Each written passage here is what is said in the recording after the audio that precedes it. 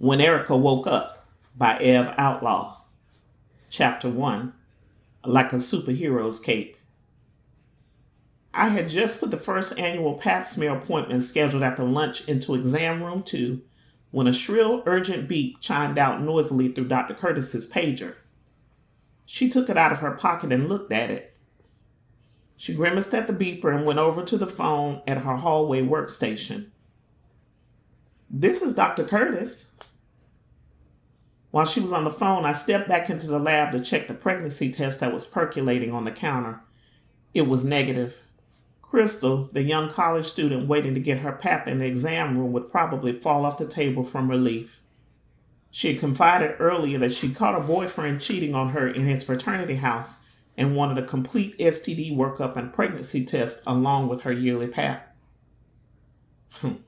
At least she doesn't have to worry about a baby in all this mess, I thought, shaking my head. I hadn't heard Dr. Curtis ring the doorbell signaling for me to join her as her chaperone for the rest of the patient's exam, so I went ahead and dipped Crystal's urine sample to check for traces of blood and protein. As I approached the workstation to document the results on her chart, the doctor was already on her way out of the exam room with samples in her hand. "What's your hurry, sister?" I joked. She gave a half smile, visibly distracted. "Sorry, it would have taken too much time to wait on you to come in. I gotta get out of here, like right now," she said. She wrote furiously while she talked. "Dr. Shaw is gonna finish up the rest of my annuals for the afternoon, but I need you to call my other patients and reschedule them.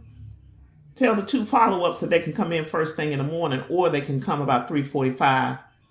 I should be out of surgery by then." "No problem, boss," I said. "Are we having a baby today? I don't remember anyone being due this week." She sighed deeply. "There's not anyone. Sonia's in distress again." "Oh no," I moaned. Sonia was kind of the sweetheart of our practice. She had been through so much trying to have a baby. She'd already gone through 2 miscarriages and had a stillborn. For some reason, as each pregnancy progressed, she would develop preeclampsia, a condition in pregnant women that causes their blood pressure to climb dangerously high, putting both mother and child at risk. But through it all, she managed to still be in great spirits. She was always cheerful and positive. And we loved it when she came in the office because she always brought sunshine no matter how rough a day we happened to be having. She'd bring cookies and other goodies for us all the time. She was like part of our extended family. I had never met her husband. Apparently, he worked out of town during the week, so she would always come in for appointments by herself.